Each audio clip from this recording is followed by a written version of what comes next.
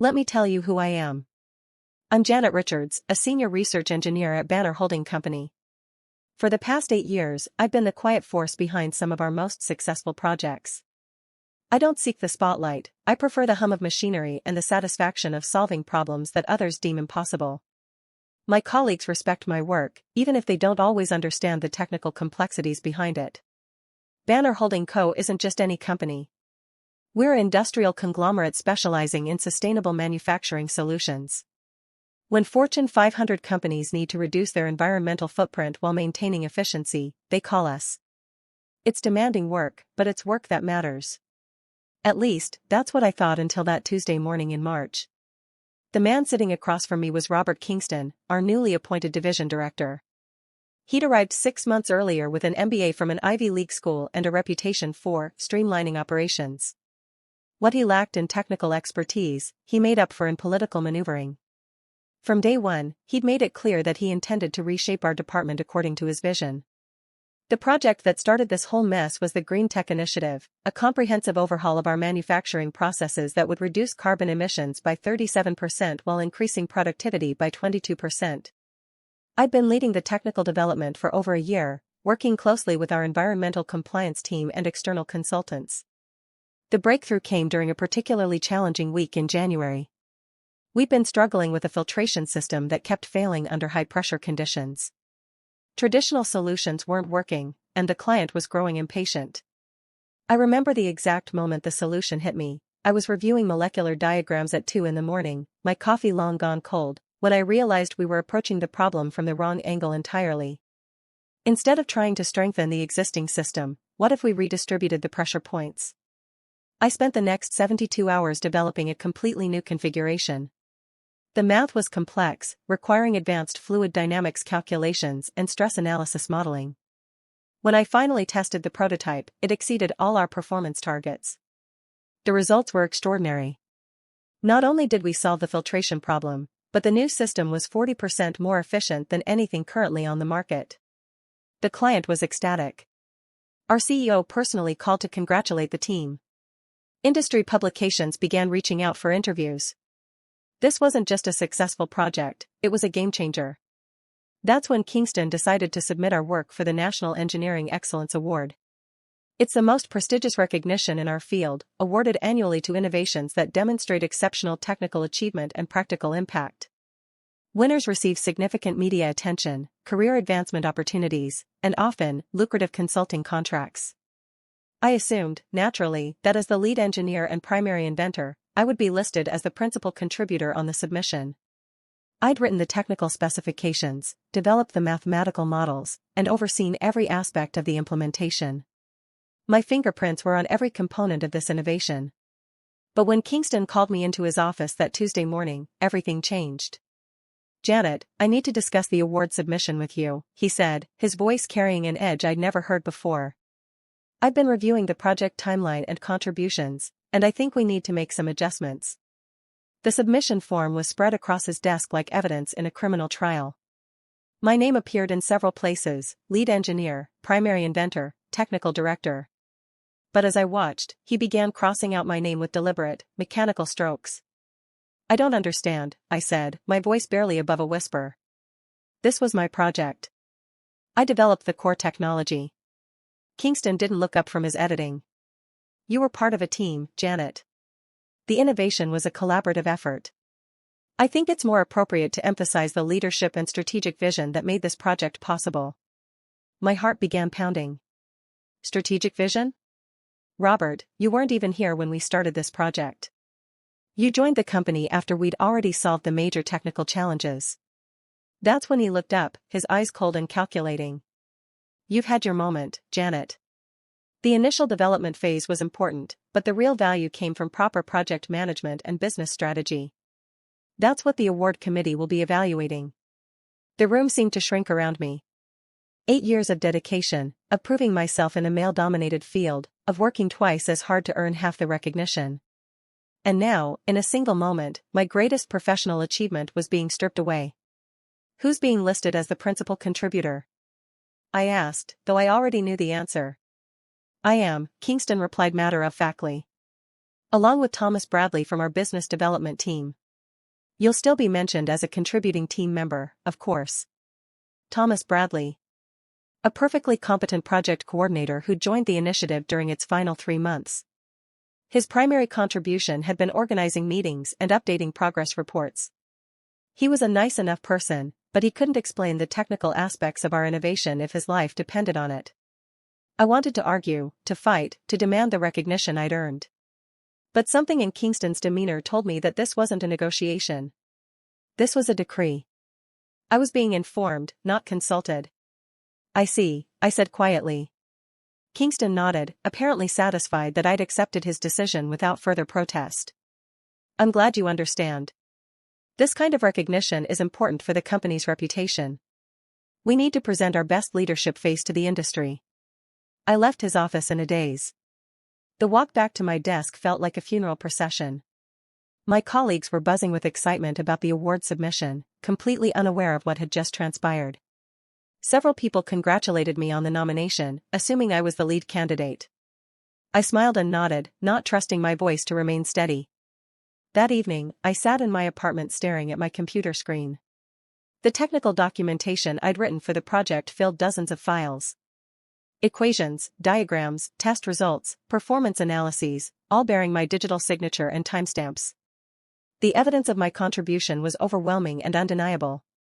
I thought about my father, who'd worked as a machinist for 35 years without ever receiving recognition for his innovations. He'd often told me that the most important thing wasn't credit, but the knowledge that you'd done good work.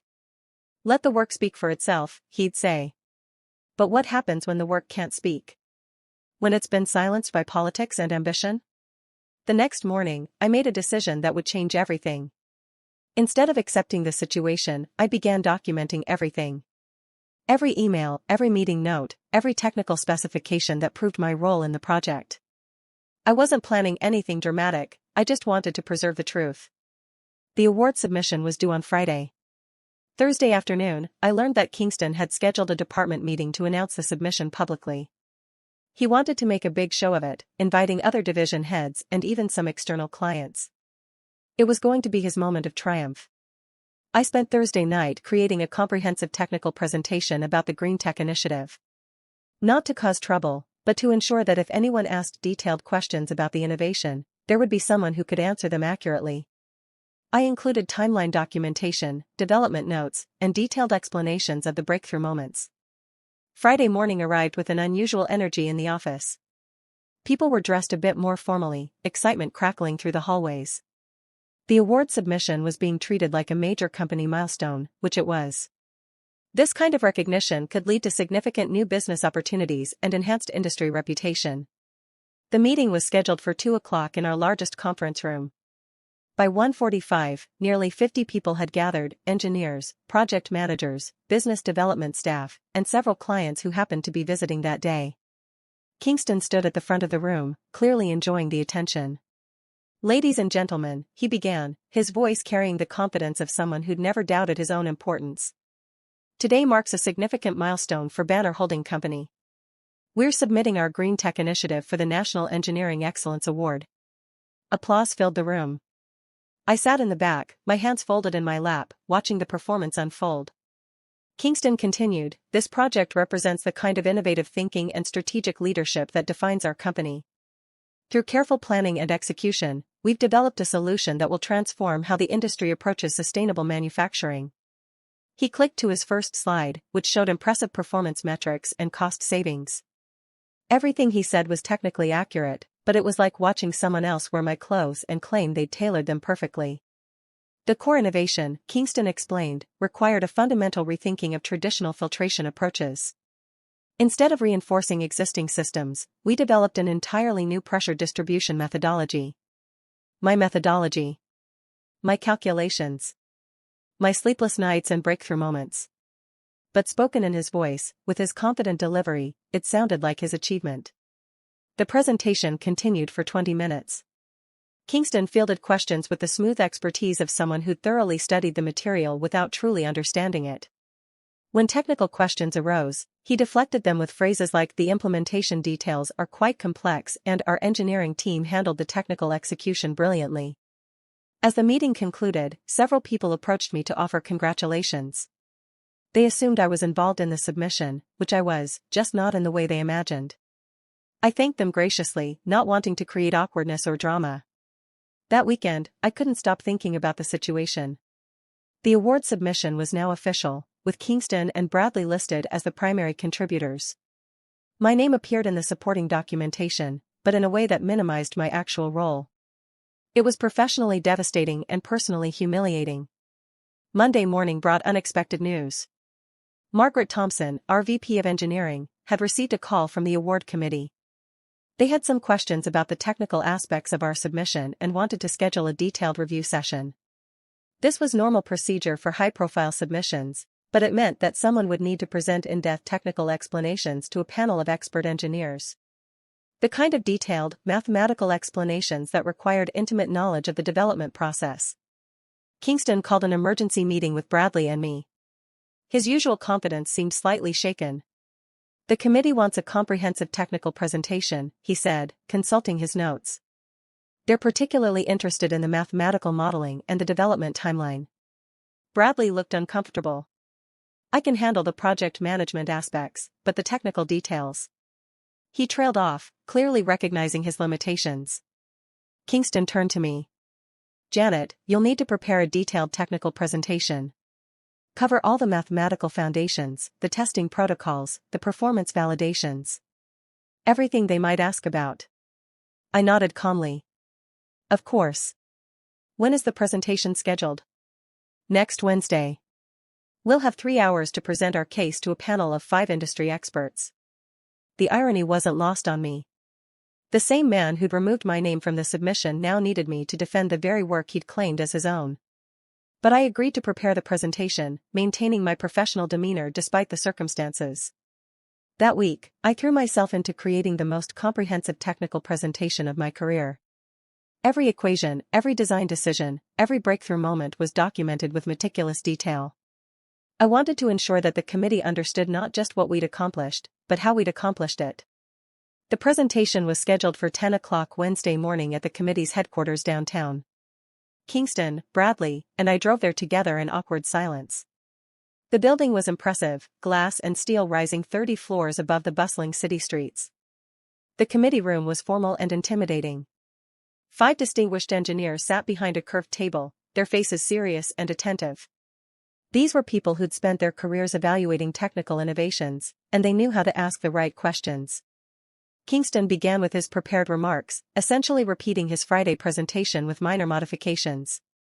He spoke confidently about strategic vision and leadership, but I noticed the committee members exchanging glances when he used vague language to describe technical concepts.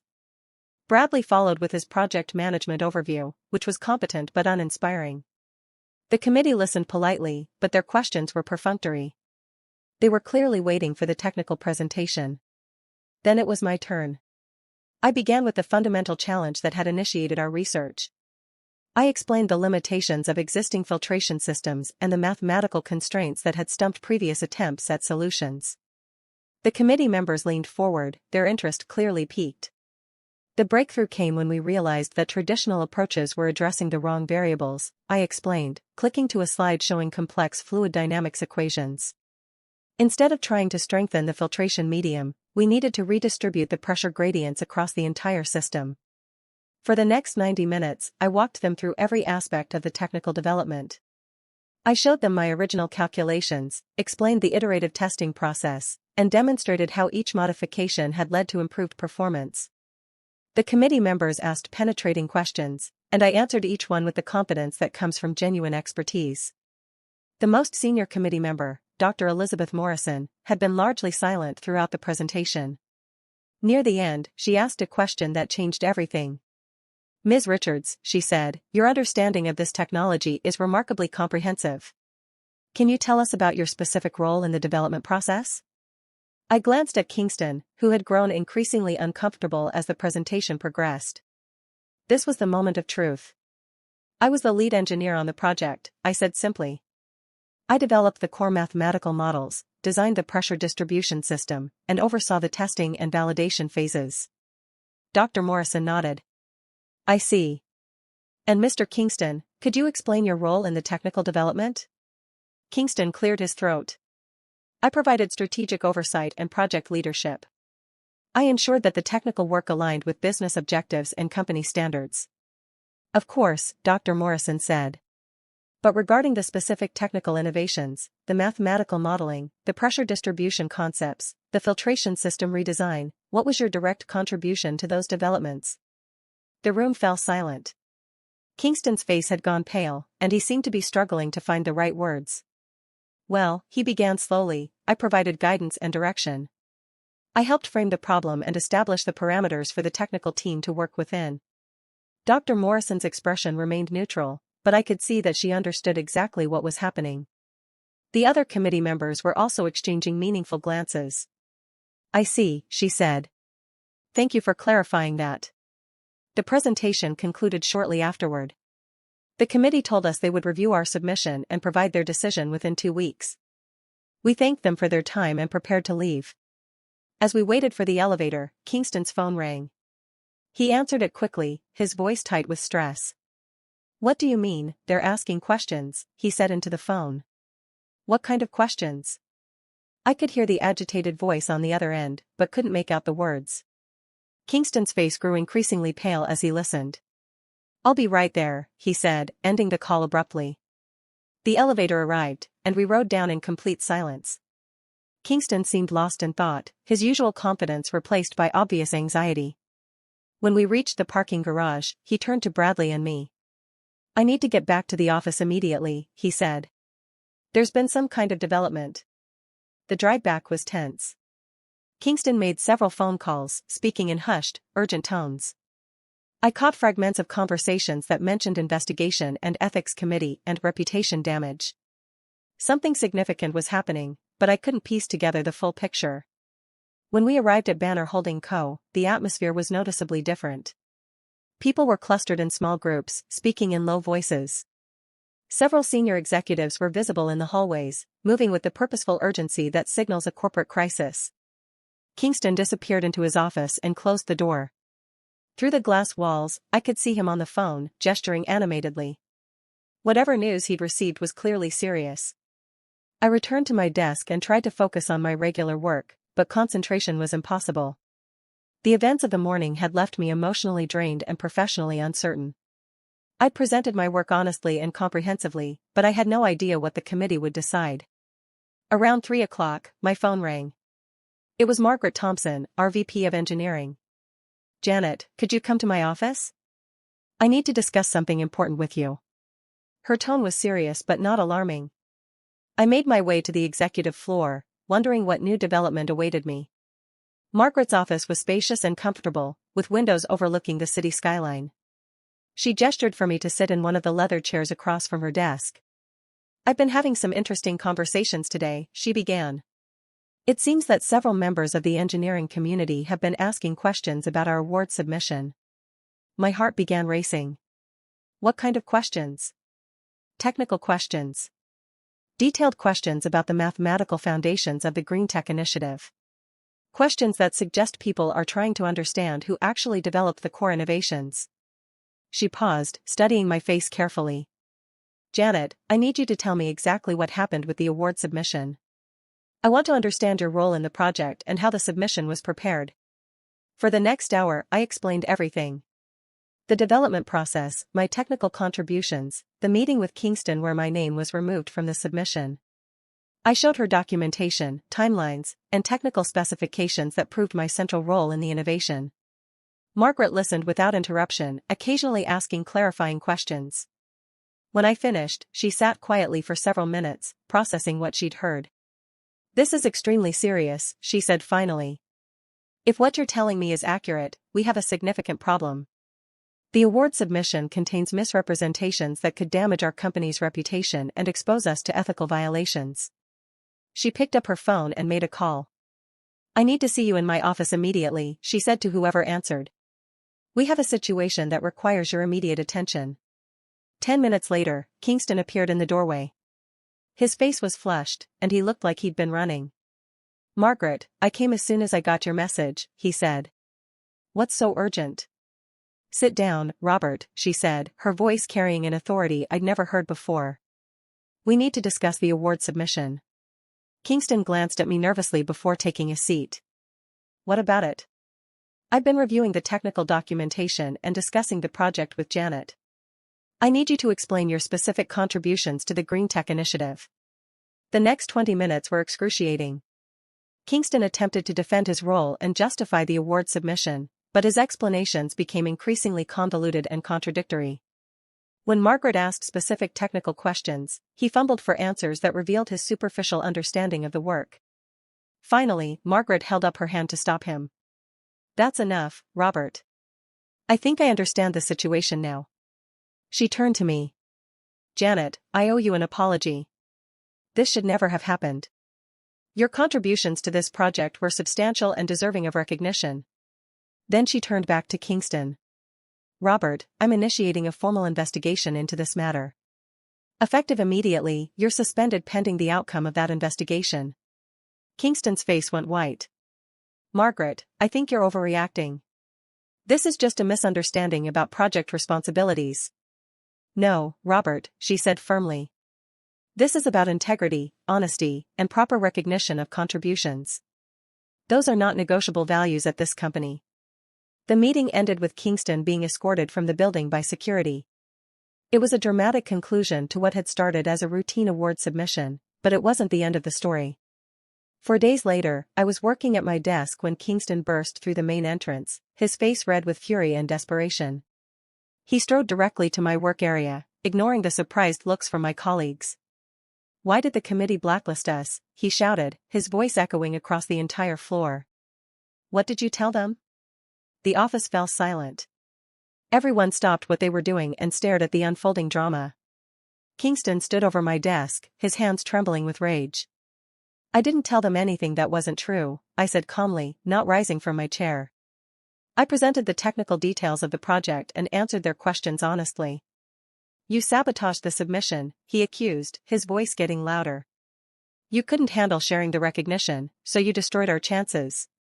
That's when Margaret appeared, having heard the commotion from her office. Robert, you're not supposed to be in this building. Security is on their way. Kingston spun around to face her.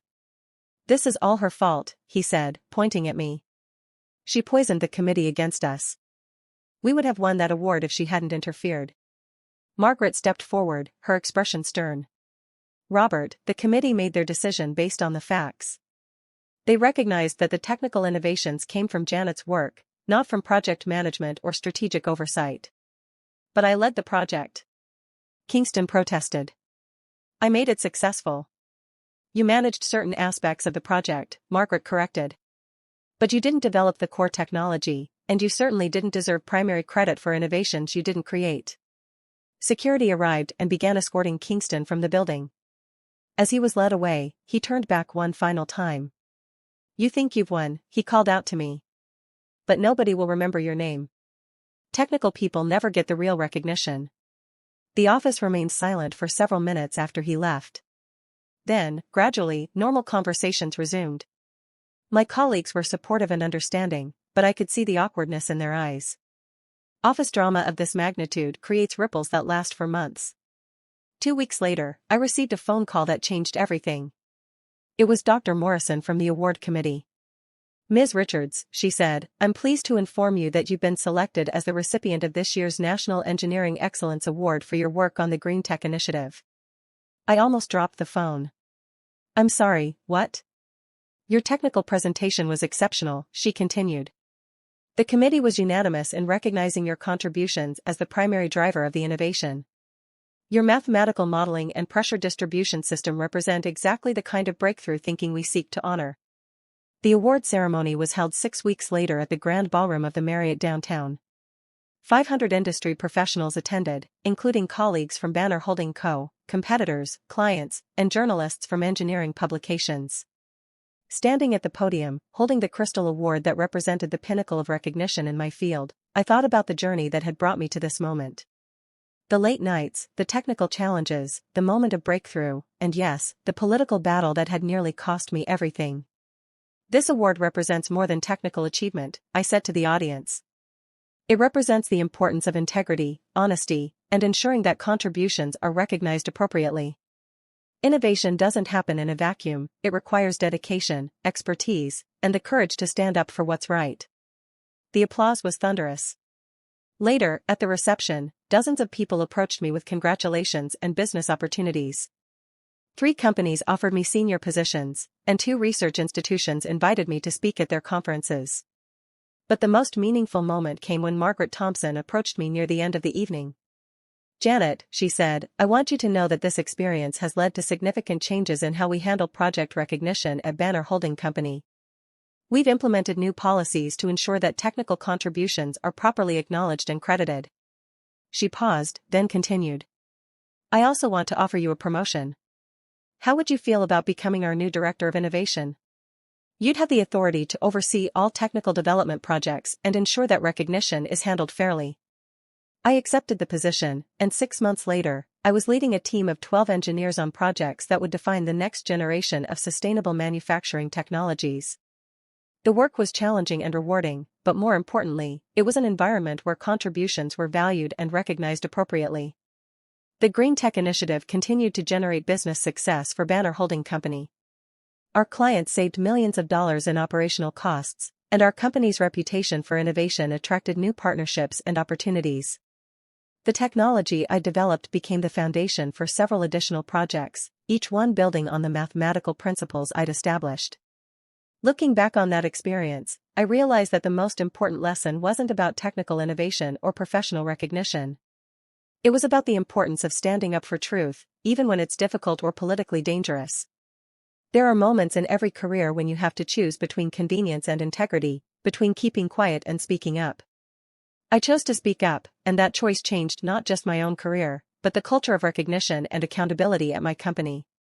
Sometimes the most important innovations aren't technological, they're cultural, ethical, and personal. The award sits on my desk now, a reminder of both the technical achievement it represents and the personal courage it required to claim that achievement. Every time I see it, I remember that moment when Kingston crossed out my name, and I think about how different my career might have been if I'd accepted that erasure. But I didn't accept it. I chose to fight for recognition, to stand up for my contributions, and to ensure that the work spoke for itself. That decision led to professional success, personal satisfaction, and the knowledge that I'd helped create a more fair and honest environment for everyone who came after me. So here's my question for you: when have you had to choose between convenience and integrity? When have you had to stand up for recognition that was rightfully yours? These moments define us more than any technical achievement or professional milestone. The work we do matters, but how we handle recognition, credit, and integrity matters even more. In a world where it's easy to let politics overshadow merit, sometimes the most revolutionary act is simply telling the truth and insisting that contributions be acknowledged fairly. What would you have done in my situation? I'd love to hear your thoughts in the comments below. Have you ever had to fight for recognition of your work? How did you handle it? Your stories might help others who find themselves in similar situations. Until next time, keep innovating, keep fighting for what's right, and remember that the most important recognition often comes from knowing you've done the right thing, regardless of who gets the credit.